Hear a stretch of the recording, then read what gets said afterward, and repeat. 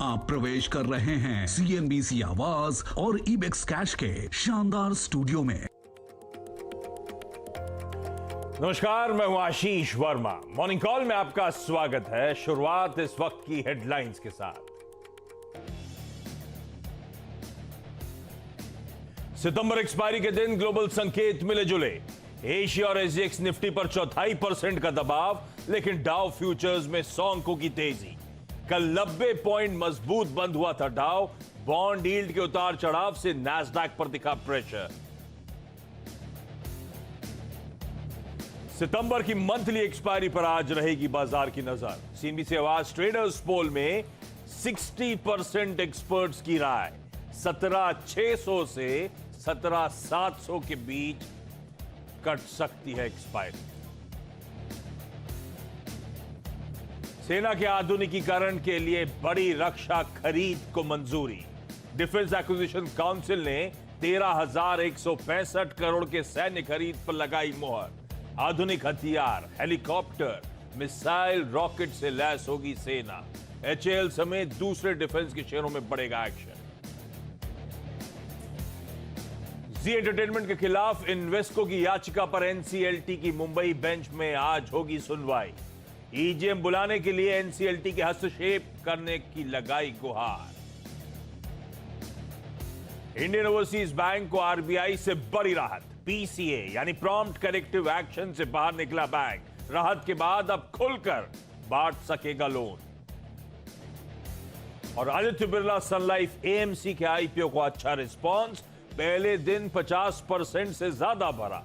Retail का हिस्सा पूरी तरह सब्सक्राइब। 695 से 712 के बीच है प्राइस बैंड। कल बंद होगा इश्यू।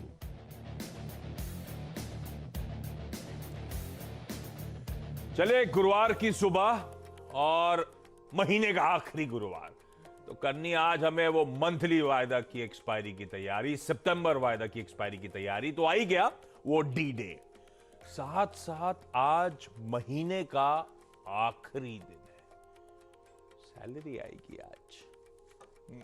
तो अच्छा, कल ना हम लोग सुबह एक चार्ट के थ्रू एक्सप्लेन करने की कोशिश कर रहे थे कि कैसे पिछले 3 ट्रेडिंग सेशंस, वो फ्राइडे, वो मंडे, वो ट्यूसडे को दिन के हाई से करेक्ट होकर भारतीय बाजार बंद होते हुए नजर आए, है ना। सुबह सुबह वो चार्ट से एक्सप्लेन किया था।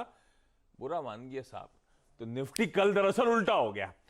कल दिन के लोस से बढ़िया रिकवरी हमने दिखाई, और वो तीनों बेंचमार्क्स की रिकवरी जो स्क्रीन्स पर आएगी आपके, उससे आपको समझ में आएगा। निफ्टी दिन के लोस से 100 पॉइंट की रिकवरी। निफ्टी बैंक में 450 पॉइंट का उछाल दिन के लोस से।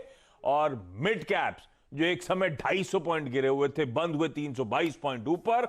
ऑलमोस्ट 650 पॉइंट की वहां पे रिकवरी। तो पिछले 3 दिनों में हाई से नीचे सरक के बंद हुए। कल तस्वीर उल्टी हो गई। कहते हैं ना, मिरर इमेज। दिन के लो से बढ़िया रिकवरी दिखाने की हम कर रहे थे कुछ हद तक कोशिश। वो इंटरडे चार्ट्स भी कल निफ्टी की आपकी स्क्रीन पर आ जाएंगे, उससे और समझ में आ जाएगा आपको। लेकिन क्विकली आज के संकेत, एक्सपायरी के दिन के संकेत आपकी स्क्रीन पर आने चाहिए। यूएस में कल सुबह हम लोग चर्चा कर रहे थे कि परसों बड़ा प्रेशर वाला दिन था। 2.25 से 3.25% अक्रॉस बेंचमार्क्स दबाव था। उस लिहाज से कल का सेशन बेहतर था, लेकिन वहां पे अभी भी लड़खड़ाहट है, अभी भी वॉलेटिलिटी कंटिन्यू हो रही है। मिक्स रुझान के साथ कल यूएस मार्केट्स बंद होते हुए नजर आए। तो डाउ तो 1/4% ऊपर था, लेकिन नैस्डैक 1/4% का दबाव दिखाता हुआ नजर आया। और कल की across the board commentary focus कर रही थी वो बॉन्ड यील्ड। कूल ऑफ होना शुरू हुए दिन के दौरान तो मार्केट चले।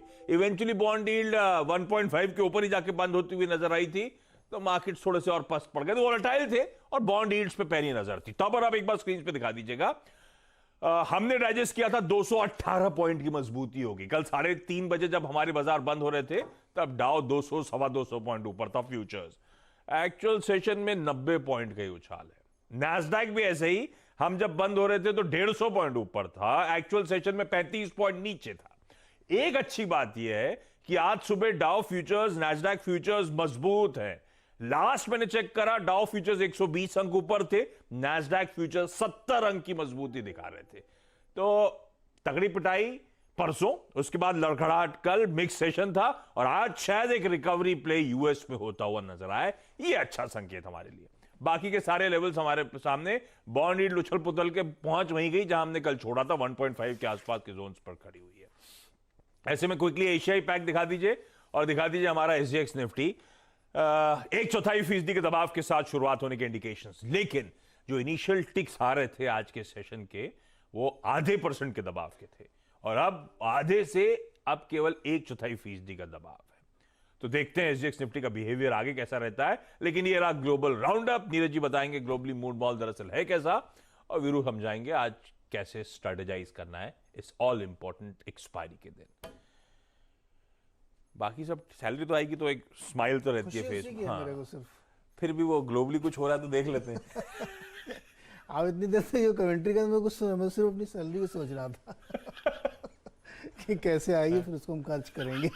खर्च करने की जरूरत नहीं है, वो ऑटो डेबिट होती चली जाती है। जो बचेगी थोड़ी बहुत। दरअसल आप बहुत अच्छी बातें कर रहे थे, मैं थोड़ा सा प्रेशर में आ गया था कि मैं कैसे बोलूं, क्या गड़बड़ है? लेकिन डेज लो के आसपास जाके मार्केट बंद हाँ, हुई वो है, वोलेटाइल हुआ था कल। हाँ, और आपको डॉलर इंडेक्स पर नजर रखनी चाहिए 94.33। हाँ, इसका बढ़ना इक्विटी मार्केट के लिए ठीक नहीं है। 93.8 पे हमने छोड़ा था। हाँ, 94. 50 बेसिस पॉइंट बढ़ गया। तो ये जो लगातार बढ़ रहा है ना, हाँ। ये क्यों बढ़ रहा है? यूएस में मॉर्टगेज रेट बढ़ रहे हैं, यानी फेड की जैसे ही संकेत आया तो वहाँ का जो घर वर खरीदने का कार्यक्रम है वो थोड़ा सा स्लो हो रहा है, क्योंकि दाम, और वो दाम नहीं, ब्याज महंगा हो रहा है। तो ये एक चिंता होनी चाहिए। तो ये डॉलर इंडेक्स प्रॉब्लम कर रहा है। क्रूड नरम हुआ है लेकिन फिर भी 78 के ऊपर ही बना हुआ है। पावर क्राइसिस जस की तस है, कोई चेंज उसमें नहीं हुआ, बल्कि चाइना क्या मजेदार बात कर रहा है, पावर क्राइसिस से निपटने के लिए पावर टैरिफ बढ़ाओ, तो कंजम्पशन कम करेंगे लोग। पता नहीं कौन सा तरीका है ये।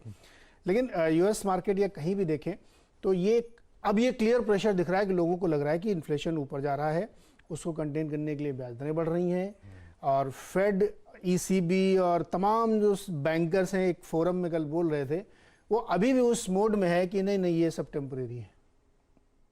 तो ये भी एक पॉइंट है कि अगर जेरेमी पावेल को ऐसा लग रहा है, ईसीबी को ऐसा लग रहा है, बैंक ऑफ इंग्लैंड को ऐसा लग रहा है कि कुछ नहीं है, खास नहीं है, मोमेंट्री है, लेट्स सी क्या होता है। I wish I prove to be wrong, मुझे लगता है, लेकिन अब थोड़ी दिक्कत बढ़ रही है क्योंकि ब्याज दरें जिस तरह से बढ़ रही हैं वो मुश्किल करेंगी। एक और चाइना में डेट की समस्या खड़ी हो गई है। अब क्या हो गया? एवरग्रांडे से वे निपट नहीं पा रहे थे। हाँ। वहाँ पे लोकल जो गवर्नमेंट्स होती हैं वो डेट लेती हैं अपने काम काज चलाने, ठीक करने के लिए। हमारे भी म्युनिसिपल बॉन्ड वगैरह सब उठाए जाते हैं, लेकिन वो अपनी बैलेंस शीट में नहीं दिखाते हैं वो। हाँ। और उसका साइज हो गया हाफ ऑफ द जीडीपी, 54%, और जो कि भी रिफ्लेक्ट नहीं हो रहा। और मुश्किल ये आ रही है कि वो जमीनें बेच के जो लैंड डील्स होती है उससे जो कमाई होती है उसको रिफाइनेंस करते हैं। लैंड सेल गिर गई एवरग्रांडे के बाद। वो जो डोमिनो इफेक्ट है, जिसको आप क्या रिपल इफेक्ट बोलते हो, वो भयानक हो रहा है। वो डेट भी अब एक चैलेंज बनता हुआ जा रहा है। तो पता नहीं चाइना में क्या कुछ बहुत कुछ हो रहा है, तो वो दिक्कत पैदा वो जो सड़क बना रहे थे दुनिया भर में, अब उसका क्या होगा भाई? उस सड़क जो, हाँ, जो आप बिल्ट एंड रोड इनिशिएटिव्स को आप बोल रहे थे, उसमें बहुत सारे बैंकों ने चाइना के फाइनेंस किया था उस प्रोजेक्ट को, वैसे आधे डिफॉल्ट कर चुके हैं। आपने बेमतलब छेड़ दिया। तो मैं डरा नहीं रहा हूं, मैं सच सामने रख रहा हूं, फैक्ट्स के आधार पे। आपको ध्यान में जरूर रखना चाहिए कि ये एक मुश्किल हो सकती है। ठीक बात। तो ये सब इश्यूज सामने आते हुए फेड चेयर पॉवेल साहब अपनी टेस्टमनी में कह रहे हैं इन्फ्लेशन बड़ा फ्रस्ट्रेटिंग है और 2022 परेशान में कर भी रखा चलेगा। उसने। हाँ, 2022 तक परेशान करता रहेगा। तो ये कमेंट्री, यूएस लड़खड़ाया कल बॉन्ड यील्ड सरदर्द कर रहे थे, आज डॉलर इंडेक्स की बारी, तो वो अच्छा खासा उछाल दिखाता हुआ। तो ये सब जरा सा इफ्स एंड बट्स हैं ग्लोबल इक्विटी मार्केट्स में, ग्लोबल लैंडस्केप में, उन पे नजर रखिएगा। कल का एफआई का आंकड़ा दिखाइए।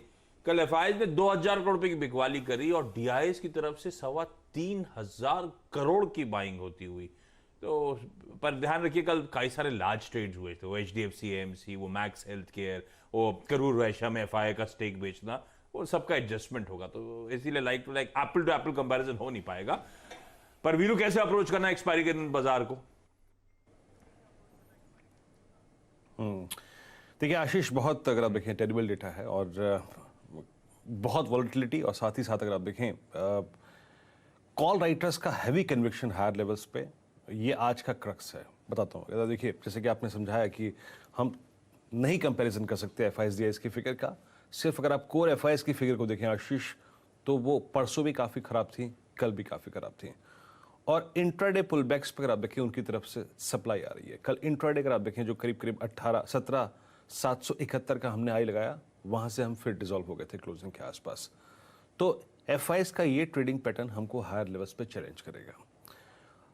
1900 करोड़ रुपए की सेलिंग, 1572 करोड़ रुपए का इंडेक्स बेचा, लॉन्ग काटे 8000 कॉन्ट्रैक्ट शॉर्ट किए, 9300 कॉन्ट्रैक्ट स्टॉक फ्यूचर भारी मात्रा में बेचा, लॉन्ग काटे भारी मात्रा में 30,000 कॉन्ट्रैक्ट, 12,000 कॉन्ट्रैक्ट शॉर्ट किए। और आज की अगर आप क्रिटिकल चीज को देखें ना आशीष, तो बड़ी चीज ये है कि कॉल राइटर्स बहुत बुरी तरीके से काबिज हैं, स्थापित हैं। 18,094 लाख का आउटस्टैंडिंग हुआ, 17,900 की कॉल, 68 लाख का आउटस्टैंडिंग हुआ और 17,800 की कॉल 60 लाख का, यानी 17,800 और 17,771 आशीष एक मेजर सप्लाई जोन रहेगा। और यहां पर ये कैप है, इसके ऊपर आना थोड़ा सा मुश्किल है इस एक्सपायरी डे में। और नीचे 17,500 और 600 की पुट, ये दो पुट्स मीनिंगफुल ओआई होल्ड करती हैं, करीब 90 लाख का आउटस्टैंडिंग ओआई। तो अप्रोच ये रखिए, छोटी सी रेंज है। और पहली बात तो ये बहुत अच्छा दिन नहीं है ट्रेड करने का इंडेक्स आशीष इन डेटा के बीच में। मैं होता तो अवॉइड करता, लेकिन अगर हमको डिप मिलेगा, करीब क्लोजर टू 17,610, 588, ये मेरी आज की रणनीति का लोअर एज है।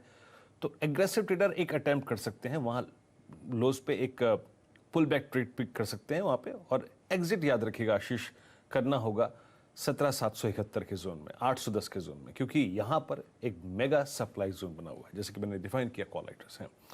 तो एक छोटी सी रेंज है, नीचे 17,636, 588 और ऊपर की तरफ 17,771।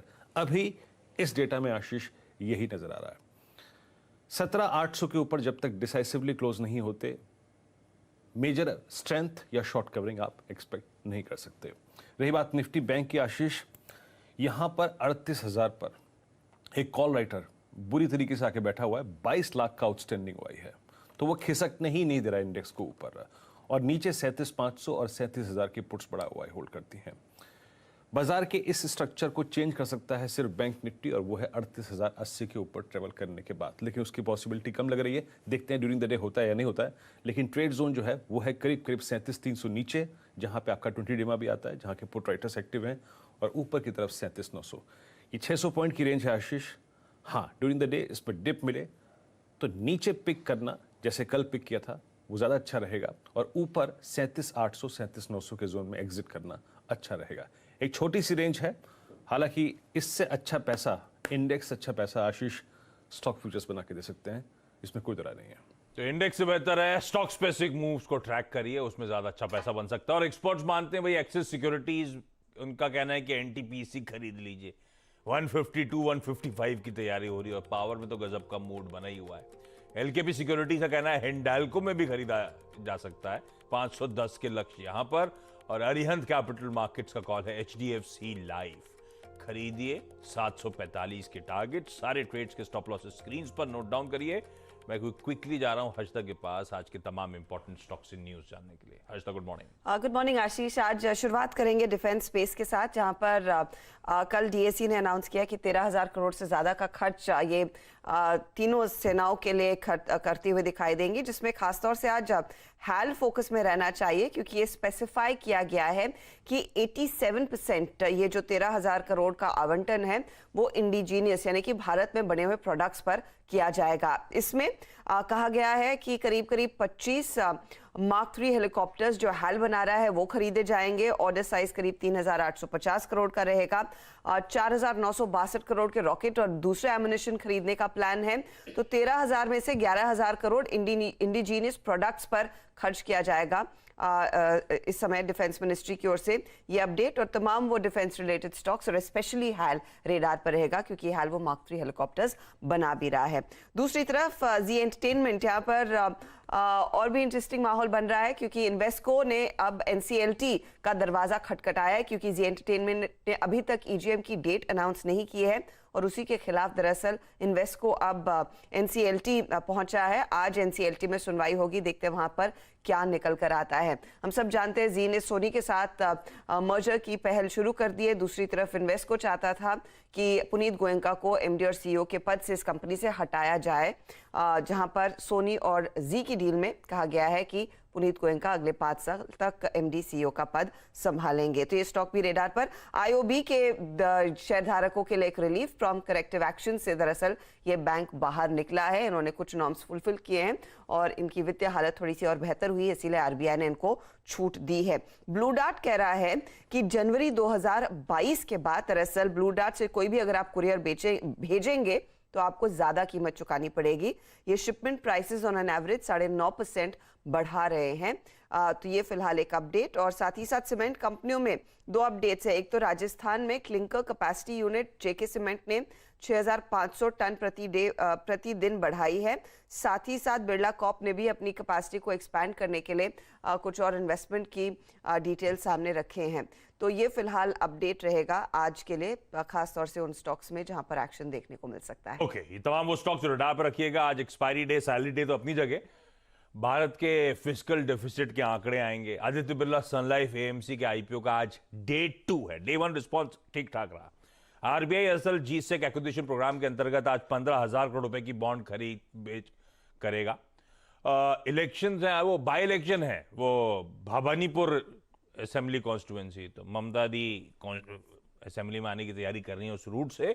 और आज जेम्स बॉन्ड की no time to die global release है। इंडिया में भी आज सिनेमाघरों में ये रिलीज होती हुई नजर आई। अच्छा, एक और चीज है, वो अभी एक साइक्लोन आया था गुलाब, आजकल में दूसरा साइक्लोन शुरू हो रहा है भाई। गुजरात से शुरू होगा, इमिनेट होगा साइक्लोन शाहीन। वो आज सुबह बहुत बारिश हो रही थी मुंबई में, यही कारण है। पर यहां से निकल के पाकिस्तान चला जाएगा गुजरात से। पर पानी यहां भी आ रहा है। क्विकली छोटा सा ब्रेक ले लेता हूं। ब्रेक के उस पार आज की कमोडिटी और करेंसी मार्केट्स की टॉप स्ट्रैटेजीज।